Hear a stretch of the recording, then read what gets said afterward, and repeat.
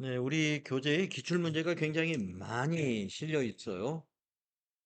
그래서 지금 이제 이 시간부터 기출 문제 풀이를 하는데 시간이 아마 꽤 걸릴 겁니다. 에, 3월 5일까지인데 그날 그 전까지는 뭐 다 풀 수 있을 것 같습니다만은 자, 여러분들이 또 만약에 TAT 2급을 2월 28일 날 응시한다라고 하면은 원서 접수를 2월 11일부터 저기 포스터 보시고 어, 그 접수 기간 내에 시험 접수하시면 되고 TAT 2급은 이번에 좀 부담된다 하면은 FAT 1급만이라도 2월 달에 한번 응시를 하시는 걸 권장을 해드리고 혹시 FAT 1급 요 앞에 1월 달에 우리 시험이 없었죠? 시험이 없었기 때문에 여러분 시험 볼 기회가 없었죠, 한 번도. 예.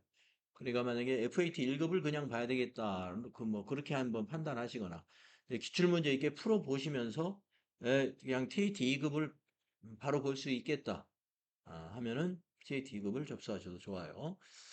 뭐 진도는 이제 다 나갔고요. 이제 남은 시간에 기출 문제를 풀면서 여러분이 이제 그 시험 준비를 더 강화 시킨다. 이렇게 보시면 되겠어요. 자, 오늘은 69회 같이 한번 풀어보도록 하겠습니다. FAT 1급과 마찬가지로 2로는 10문제가 출제가 됩니다. 그런데 FAT 1급에서는 부가세 이론까지만 나왔는데 TAT 2급은 소득세 이론이 나오기 때문에 소득세 이론이 맨 끝에 두 문제가 나오거든요. 그러면서 재무회계 문제가 두 문제가 줄어요. 그래서 아마 1번부터 한 6번까지 그렇군요. 1번부터 6번까지가 재무회계 문제고 그리고 7, 8 요게 부가세 문제고 9, 10 이게 이제 소득세 문제로 이렇게 나옵니다. 자, 그러면 1번 문제 같이 한번 보겠습니다. 다음 중 내부 회계관리 제도에 대한 설명으로 옳지 않은 것은 이랬는데요. 우리 이론 중에 재무회계 끝부분에서 내부 관리 제도의 목적과 내부 관리 제도의 구성 요소가 시험에 잘 나온다 그랬는데, 69회에서는 내부 회계 관리 제도를 물었어요. 내부 회계 관리 제도라는 것은 내부 통제 제도의 한 분야입니다. 회계 분야. 그래서 내부 통제 하면은 회계, 인사, 구매, 영업, 생산 다 나누어져 있는 것인데 그 중에 내부 회계 관리 제도는 자산 보호 기능과 그다음에 그 우리 내부 관리 제도의 목적인 그 재무제표의 신뢰성을 확보하는 거, 그다음에 내부 회계 관리 제도의 또 하나의 그 기능은 그 부정을 방지하는 겁니다. 회계 부정. 그런 정도 여러분이 알고 계시면 되겠어요. 자, 1번. 기업은 내부 고발자를 보호하는 프로그램을 갖추어야 한다. 이게 회계관리제도하고 관련이 있냐 이거예요. 관련이 있습니다. 왜 그러냐면 내부 회계관리제도의 기능 중에 하나가 바로 부정방지인데 부정방지를 하기 위해서는 내부 고발자가 보호받는 시스템이 갖춰져 있어야 내부 고발을 통해서 고발이 될까봐 회계 부정을 하지 않게 되겠죠. 억제 효과가 있겠죠. 그래서 1번 맞는 것이고 2번 회계 감사를 수행하는 외부 감사인이 따라야 할 감사 절차를 규정하고 있다. 우리가 이건 내부이기 때문에 외부 감사인하고는 전혀 관계가 없어요. 외부 감사인이 어느 기업의 내부 회계 관리 제도나 내부 통제 제도를 따를 필요가 없습니다. 네, 그래서 2번이 옳지 않다. 3번. 외부에 공시되는 재무제표의 신뢰성 확보를 주된 목적으로 합니다. 네, 맞고. 4번. 재고자산이 보관된 창고에 대한 물리적 접근을 통제하는 것도 내부 회계관리제도의 범위에 해당됩니다. 예, 창고의 물리적 접근을 통제한다는 것이 바로 자산을 보호하는 통제 활동 중에 하나예요. 예, 그렇기 때문에 내부 회계관리제도하고 관련이 있는 거죠.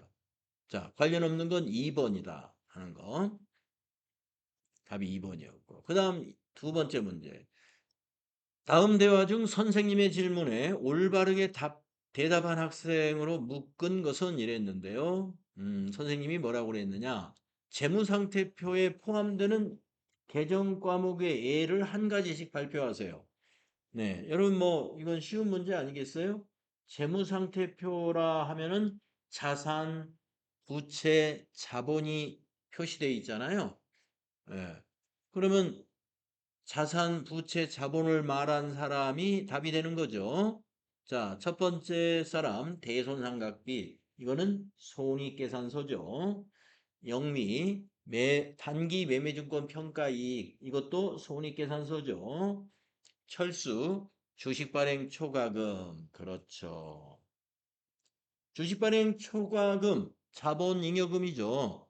요즘에 우리 분기 연습을 쭉 하고 있는데 주식발행 초과금 분기 연습 최근에 많이 했었죠. 주식 할인 발행 차금이다, 주식 발행 초과금이다 해가지고 예, 그 자본거래 분기 연습 많이 했잖아요. 이건 자본이니까 재무상태표에 포함이 됩니다.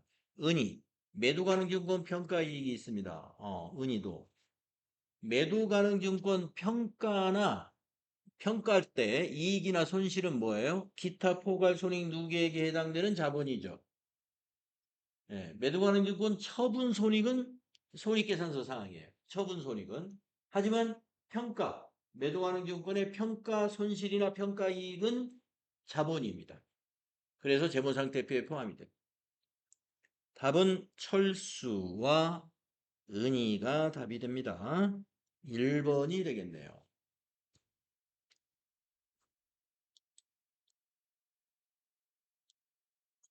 네, 1, 2번 정도 문제가 나오면 여러분이 무난히 답을 맞출 수 있겠죠? 자, 다음에 세 번째 문제를 보겠습니다. 다음은 주식회사 항공이 주식회사 회계를 인수 시 발생한 영업권의 회계 처리에 대한 대화이다. 이에 대한 설명으로 옳지 않은 것은 이랬습니다. 자, 이 대표.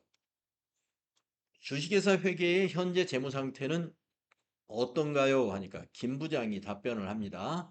자산이 1,000만 원, 부채가 600만 원, 자본이 400만 원입니다. 그러면 요 400만 원을 주고 인수할 수 있는 거죠? 자, 이 대표는 500만 원을 지급하고 회계를 인수하도록 하세요. 그랬어요.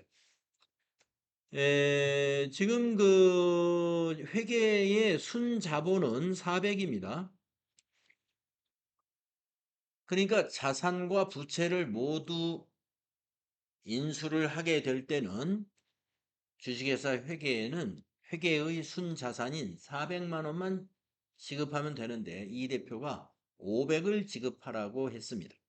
자, 1번. 영업권이 여기서 이제 100만 원이 영업권이에요. 그러니까 정액법으로 생각한다. 네, 영업권은 우리가 무형자산으로서 반드시 정액법은 아니지만은 적절한 상각 방법이 없을 때는 정액법으로 생각합니다. 네. 다음 2번. 영업권의 내용 연수는 5년을 초과할 수 없다. 요건 잘못됐네요. 영업권이 무형자산인데 우리가 다른 법령에서 정한 바가 없다면 20년을 초과할 수 없다 이렇게 돼 있어요. 자, 무형자산의 상각 기간은 즉 내용 연수죠. 무형자산의 내용 연수는 다른 법령에서 정한 바가 있으면 그 법에 따르면 되고 다른 법에서 정한 바가 없다면 20년을 초과할 수 없다. 기억해 주세요. 5년이 아닙니다. 2번이 옳지 않다. 3번. 발생한 영업권의 금액은 100만 원이다. 네, 100만 원이 왜 100만 원인지 아시겠죠? 자본이 400인데 500을 지급하라고 했으니까 영업권 100만 원은 영업권으로 자산 잡아야 됩니다. 4번 인수시 발생한 영업권은 외부에서 창출된 영업권으로 무형자산으로 처리한다. 그렇습니다. 100만 원을 인수하는 주식회사 한공의 무형자산으로 인식을 하게 됩니다. 4번은 맞았어요. 자, 3번은 2번이었고요. 다음 4번 문제는 어떤 문제인가요? 다음 자료를 토대로 재무상태표에 표시될 기말 매출채권 금액을 계산하면 얼마냐? 자, 매출채권이니까 여러분이 뭐 외상 매출금이다 뭐 이런 정도로 생각을 하시고 여러분이 이제 그 시험지 아니죠 메모지 시험 보는 날 메모지 한 장 쓸 수 있잖아요. 메모지에다가 이런 문제를 만나면은 제가 여러분들에게 이런 문제를 만나면은 이게 이런 T자를 그려가지고 자, 매출 채권이니까 쉽게 외상 매출금이라고 한번 생각을 해라. 외상 매출금 원자.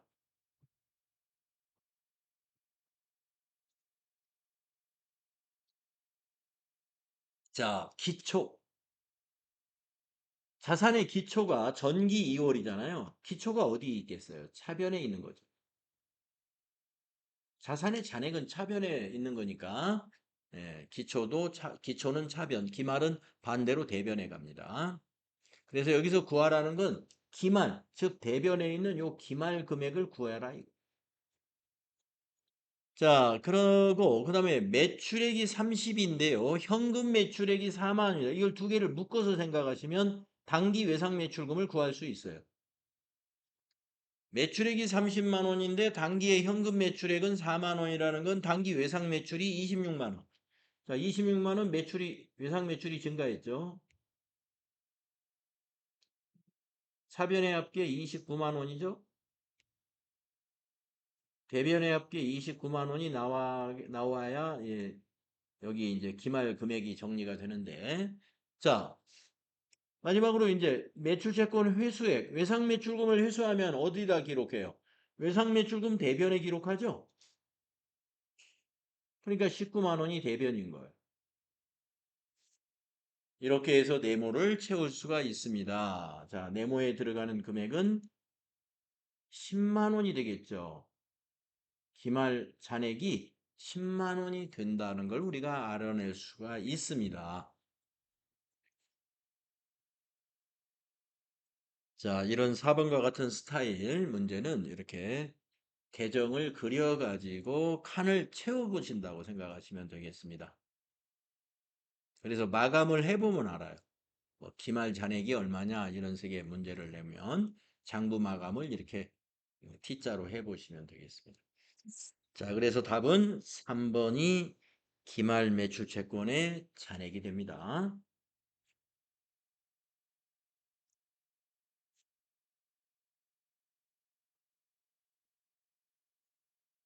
다음 5번은 어떤 문제가 나왔습니까? 다음 중 회계 추정의 변경에 해당하지 않는 것은 이랬습니다. 여러분 그 TAT 2급에 추가된 이론이다 그러면서 회계의 변경 한 장짜리 이론이 있었죠. 거기에 뒷장에 회계의 변경에는 정책의 변경 1칸에 나와 있었고 밑에 칸에 추정의 변경이라고 나와 있었습니다. 거기에서 사례가 매우 중요하다고 그랬죠. 그동안의 출제 문제를 보면은요. 그 정책의 변경 사례와 추정의 변경 사례를 가지고 문제를 많이 냈었어요. 자, 그래서 여기서 지금 추정의 변경 사례를 여기다 1, 2, 3, 4 해놨습니다. 재고자산의 평가 방법, 재고자산의 진부화에 대한 판단, 감가상각 방법의 변경, 우발부채 추정. 이렇게 추정이라고 보기에 나오면 이건 틀림없이 추정이에요. 감가상각도 추정이에요. 재고자산의 진부화를 판단하는 것도 추정입니다. 그러면 답이 1번이 되겠네요. 재고자산의 이 평가 방법이라는 게 단가 결정 방법이거든요. 재고자산의 평가 방법 하면은 뭐냐면은 선입선출, 후입선출, 이동평균, 평균법 이런 가정을 말하는 거예요. 그거는 우리가 정책이라고 합니다. 추정이라고 보지 않아요. 정책. 그래서 회계 정책의 변경이 두 가지가 있었어요. 이거 재고자산 평가 방법 변경하고 또 하나는 유가증권 매입 단가 결정 방법이라고 그랬죠. 유가증권 매입 단가 결정 방법. 그래서 우리가 TAT 2급 이론에서 자주 출제가 되고 있는 항목 중에 그 내용 중에 이 회계의 변경 부분에서 이렇게 이론에서 제법 자주 나옵니다. 아, 그래서 그 교재로 여러분 보니까 제가 지금 60페이지 얘기를 하는 거예요. 지금 아마 여러분 교재 60페이지에 그날 수업을 여러분이 빠지지 않으셨다면 60페이지에 제가 중요하다고 생각되는 부분을 이렇게 체크하라고 하면서 설명을 드렸던 게 흔적이 남아 있을 거예요. 여러분 교재 60페이지에 회계 정책의 변경 위에 있고 밑에 회계 추정의 변경 그 사례라고 하는 부분이에요. 사례. 이 사례가 지금 출제로 된 거예요. 5번 문제. 60페이지에 뭐 잘 표시해 놓은 내용이 있을까요? 자, 다음은 6번으로 가보겠습니다. 네, 6번까지가 이제 재무회계 문제예요. 제조업을 영위하는 주식회사 한공의 수정전 영업이익은 500만 원입니다. 다음의 결산 정리 사항을 반영하여 수정 후 영업이익은 얼마냐 이랬어요. 결산 정리 문제를 냈네요. 결산. 예. 결산을 이론으로 문제를 낼 때 이런 스타일의 문제를 냅니다.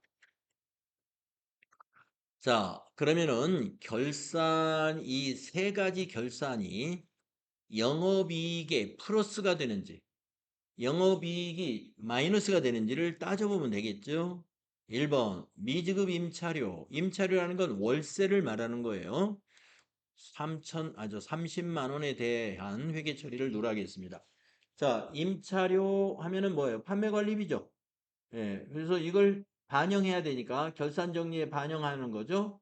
비용을 반영하면 이익이 마이너스가 나죠. 예, 마이너스라고 하면 짝대기 그어볼게요. 다음 보험료 선급분. 자, 보험료 선급분을 차기로 이연시켜야죠. 예, 그래서 그런데 보험료 선급분 10만 원을 전부 전액 단기 비용으로 처리했답니다. 그러면은 비용을 취소시켜 줘야 돼요. 대변의 보험료, 차변의 선급 비용. 이렇게 하게 되면은 비용이 차기로 이연됨으로써 보험료는 판매관리비니까 영업이익은 증가하겠죠. 플러스로 표시해 보겠습니다. 10만 원 플러스. 다음에 이자 미수분. 여기서 받는 이자라는 거니까 이자 수익이 되겠네요. 이자 미수분이라고 했으니까 받는 이자라는 것이잖아요. 그러면 이자 수익이잖아요. 자, 이자 미수분 20만 원에 대한 회계 처리를 누락했답니다. 그러면 이제 이자 수익을 발생시켜야죠. 수익을 발생시킵니다. 그러면 어떻게 돼요? 근데 이거는 아니구나. 네, 이거는 제외시켜야 돼요. 플러스 마이너스가 아니에요. 왜 그럴까요? 이자 수익은 영업 수익이 아니잖아요. 우리가 영업이익에 영향을 미친다 그러면은, 예, 그 영업 수익이거나 또는 매출 원가이거나 또는 판매 관리비여야 되잖아요. 우리 영업이익이 어떻게 구해져요? 매출액에서 매출 원가 빼고 그다음에 판매 관리비 빼면 영업이익이죠.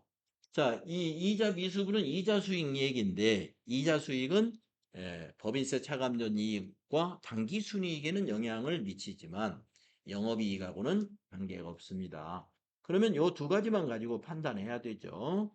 마이너스 30만 원 플러스 10만 원 하면은 합치면 마이너스 20만 원이 된다. 따라서 지금 수정 전 영업이익이 500이라고 했기 때문에 480만 원으로 조정된다. 이런 얘기.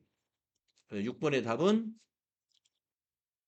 480만 원 1번의 답이 있습니다. 뭐 이런 스타일의 문제는 아마 FAT 1급 기출문제 풀 때에도 여러 번 나왔던 것 같습니다. 다음은 이제 부가가치세 이론 보겠습니다. 부가가치세 이론도 FAT 1급 때 많이 우리가 다루었던 문제들이에요. 자, 다음 중 부가가치세법상 납세지에 관한 설명으로 옳은 것은 이랬습니다. 납세지. 1번 주사업장 총괄 납부의 경우 지점은 총괄 사업장이 될 수 없다. 예, 우리가 이 주사업장 총괄 납부다 그러면은요.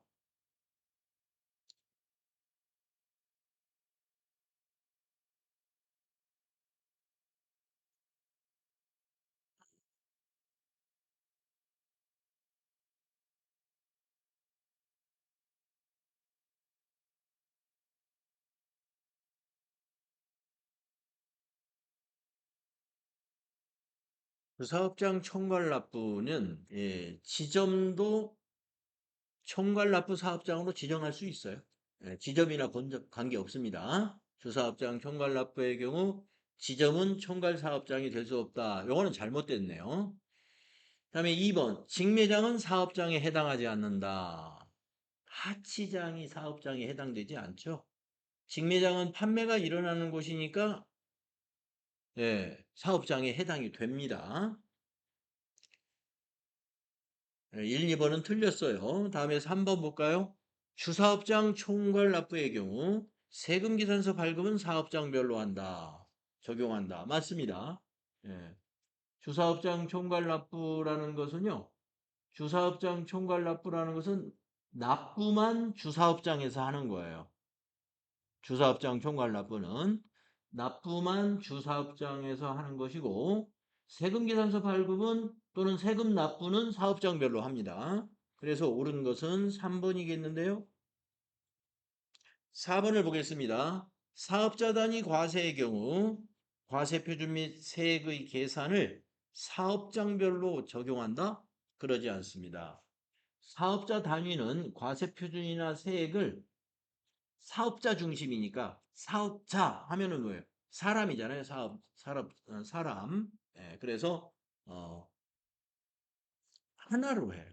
과세표준 사업장별로 하지 않습니다. 세금 계산도 사업장별로 하지 않습니다.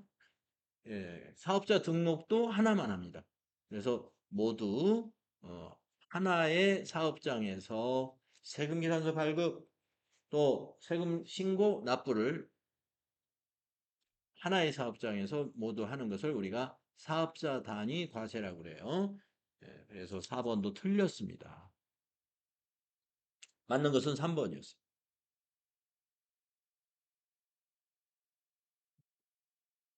자,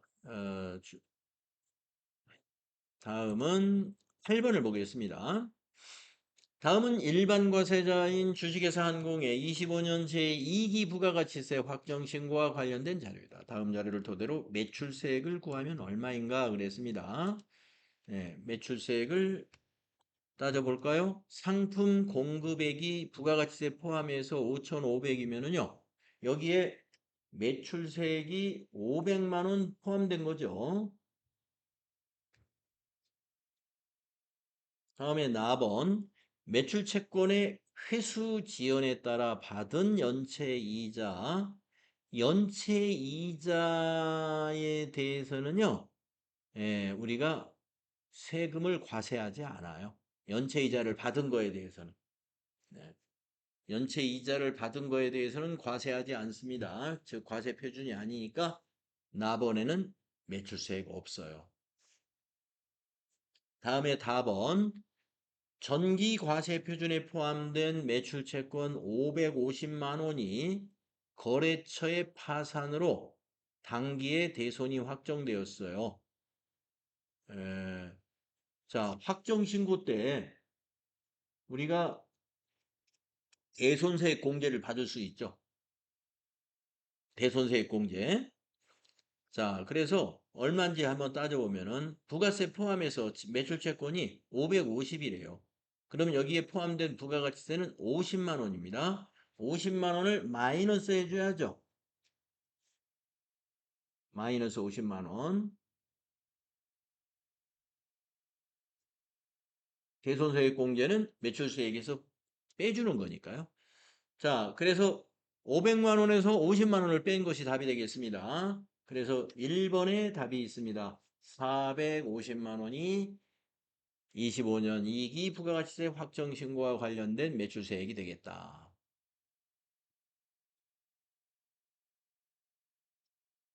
네, 대손수익 공제 반영을 하는 매출세액을 구할 수 있어야 되겠습니다. 우리 대손수익 공제 실습을 해봤기 때문에 이게 생소하지는 않죠? 아마 이론으로 만나보는 문제에서는 여러분이 아마 처음으로 볼 거예요. 이렇게. 네, 실무 수행으로 얼마 전에 우리 연습했죠. 연체이자는 세액이 과세되지 않습니다. 연체이자 받은 거에 대해서는 매출로 보지 않아요. 그래서 여기 나번에는 세액이 없는 거예요. 자, 이렇게 해서 부가세 문제 두 개를 해봤는데, 뭐, 제가 보기에는 FAT 1급의 부가세 문제보다는 약간 수준을 높여서 냈다. 이렇게 느껴져요. 다음 소득세 문제로 가보겠습니다. 9번. 네. 다음 중 근로소득의 귀속 시기로 옳지 않은 것은 이랬습니다. 이 소득의 귀속 시기가 이 사실 문제가 까다로워요. 우리가 근로소득이다 그러면 원칙적으로는 근로를 제공한 날을 그 근로소득의 귀속으로 봐요.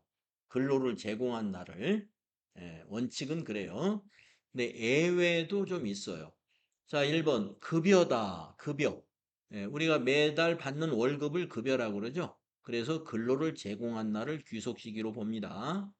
급여를 지급받는 날이 아니라는 얘기죠. 무슨 얘기냐 하면은 예를 들어서 12월 달. 과세 기간의 마지막 달이 12월이잖아요. 12월에 근무한 거에 대한 월급을 12월에 받지 아니하고 1월 달에 급여를 받았다 하더라도 세금을 과세할 때는 12월에 급여를 받은 걸로 해서 근로소득세를 계산하거든요. 그게 뭐냐면은 그 귀속 시기를 근로를 제공한 날을 기준으로 세금을 계산하기 때문에 그래요. 예. 그래서 12월 급여를 12월에 안 받고 1월 5일 날 받았다 하더라도 우리가 근로소득세 계산할 때는 12월 급여를 과세 표준에 포함을 합니다. 그리고 그 기준이 뭐예요? 근로를 제공한 날을 귀속 시기로 보기 때문에. 자, 1번 맞고 2번 인정상여. 우리가 이 상여로 인정한다는 것입니다. 상여로 인정한다는 것은 법인세의 세무 조정을 하는 단계에서 인정상여가 나올 수 있어요. 그래서 법인세 세무 조정이 끝나는 것을 우리는 법인의 결산 확정일이라고 그래요. 예.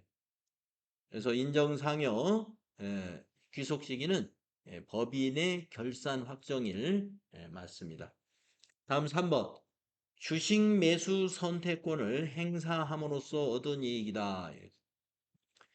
주식 매수 선택권이라는 것은 경영자들에게 경영 성과에 대해서 스톡 옵션을 주는, 즉 주식으로 급여를 준다든가 성과급을 주식으로 지급하는 그러한 것인데 그 주식 매수 선택권을 행사했다. 하면은 그게 귀속 시기로 보는 거예요. 주식 매수 선택권을 행사한 날 맞습니다. 4번을 볼까요? 잉여금 처분에 의한 상여. 네, 잉여금이라는 것은 영업을 통해서 얻어들인 이익인데 그것을 처분하면서 우리가 이제 이사회를 통하고 그 주주총회를 통해서 잉여금을 상여로 지급하는 경우 있습니다. 잉여금 처분에 의한 상여는 해당 법인의 잉여금 처분 결의일이다. 예. 그러면 지금 이것도 맞은 것 같은데. 네, 인정상여를 제가 잘못 판단한 것 같은데요. 자, 어디로 가시냐면은, 우리 소득세 이론, 어,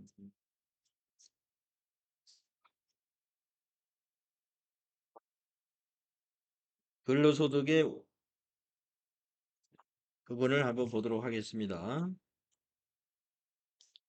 에, 근로소득의 수입시가 어디에 있느냐 하면은,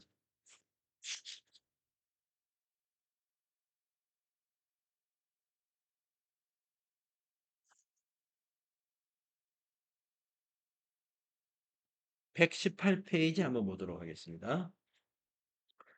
자, 118쪽 밑에 괄호 6번에 있는 표를 보시면은 급여는 근로를 제공한 날 우리 잘 체크했고요. 자, 잉여금 처분에 의한 상여 나오네요. 잉여금 처분에 의한 상여. 여기 보기 4번에 있는 거. 당해법인의 잉여금 처분 결의일. 네, 이거 뭐 맞는 것 같았죠. 그다음에 인정상여 있네요. 2번에 있는 거. 예, 해당 사업연도 중에 근로를 제공한 날. 네. 이거 같았어요. 예, 저도 이게 많이 헷갈립니다. 이 귀속 시기를 기억하기가 쉽지 않아요. 찾아보지 않으면 예, 인정상여가 결산 확정일인 줄 알았더니 근로를 제공한 날이군요. 예, 근로를 제공한 날. 자, 나머지 거 보니까 다 맞았단 말이에요. 그렇다면 위에서 뭔가 선택을 잘못한 것 같은데 아무래도 인정상여가 좀 불안했어요. 네, 2번이 옳지 않은 겁니다. 인정상여는 근로를 제공한 날이다. 인정상여는 뭐냐면은 우리가 회사가 지급한 것 중에 그걸 상여금으로 인정한다는 그런 급여 성격의 상여금을 말해요. 상여금하고 같은 수준으로 보고 있어요. 인정상여는 그냥 상여금과 같다. 상여금도 근로를 제공한 날이 귀속 시기입니다. 자, 9번 문제가 그랬고, 그 다음에 10번 마지막 문제 보겠습니다. 다음 자료를 토대로 거주자 김한공 씨의 25년 종합소득 금액을 계산하면 얼마인가 이랬어요. 네. 종합소득 금액을 계산하라 하는 문제인데요. 모든 소득은 국내에서 발생한 것으로 세법에서 규정된 원천징수는 이루어졌다 이랬습니다. 자, 가나다라 이렇게 네 개의 소득이 있습니다. 자, 근로소득 금액, 종합소득 금액에 해당되죠. 근로소득 금액이 종합소득 금액이고, 그 다음에 은행의 정기예금 이자는 다른 금융소득하고 한번 합해 볼까요? 네, 없습니다. 그러니까 이자 소득이 이거니까 금융소득은 이거밖에 없죠. 자, 그래서 이거는 금융소득은 2천만 원 이하이면 분리과세를 선택할 수가 있어요. 그래서 요거는 분리과세 빼주면 되겠습니다. 다음에 4번에 정신적 필요로 인한 보상금이다. 예, 이 정신적 피해로 인한 보상금은 기타 소득에 해당이 됩니다. 또 기타 소득이 이거 말고 또 있나 봤더니 없어요. 자, 기타 소득은요. 300만 원 이하이면 분리과세 선택할 수 있어요. 예, 그래서 이것도 분리과세. 이유는 기타 소득은 300 이하는 분리과세 선택이 됩니다. 이 보상금이 300 이하이니까 분리과세 선택이 되고 아까 이자 소득은 2천만 원 이하 예, 배당 소득까지 합쳐서 2천만 원 이하니까 분리과세. 자, 그러면 라번에 보니까 뭡니까? 양도 차익, 상장 주식, 소액 주주의 양도 차익이죠. 지금 우리가 개인들이 투자하고 있는 사람들이 거의 다 소액 주주잖아요. 주식을 사고 팔을 때 우리가 소득세를 지금 과세하고 있는 게 아니죠. 그리고 만약에 과세를 한다 하더라도 이거는 양도소득세입니다. 양도소득. 그래서 양도소득은 종합과세가 아니에요. 우리가 종합과세 세목은 이배사 근연기, 이자 배당, 사업, 이자 배당, 사업, 근로, 연금, 기타. 이게 종합소득이죠. 퇴직소득과 양도소득은 분류과세합니다. 분류과세. 그래서 이것도 아니다 이겁니다. 양도소득이니까. 자, 그러면 요것만이죠. 3,500만 원이 종합소득 금액에 해당이 됩니다. 그래서 10번의 답은 1번이다. 이거예요. 1번. 네. 자, 이렇게 우리가 69회 문제에서 우리가 이론 문제 10개 한번 같이 풀어봤습니다. 이런 수준으로 나오니까요. 여러분들이 우리가 무난하게 시험에 합격하기 위해서는 항상 FAT 1급도 그렇고 TAT 2급도 그렇고요. 7개 이상, 10개 중에 7개 이상 맞출 수 있도록 실력을 다져 놓으셔야 됩니다. 이론을 포기하셔서는 절대 안 됩니다. 이론을 잘 준비해 놓으시기 바라요. 자, 쉬었다가 다음 시간에 솔솔전자로 로그인 해가지고 우리 실무 수행 해보도록 하겠습니다.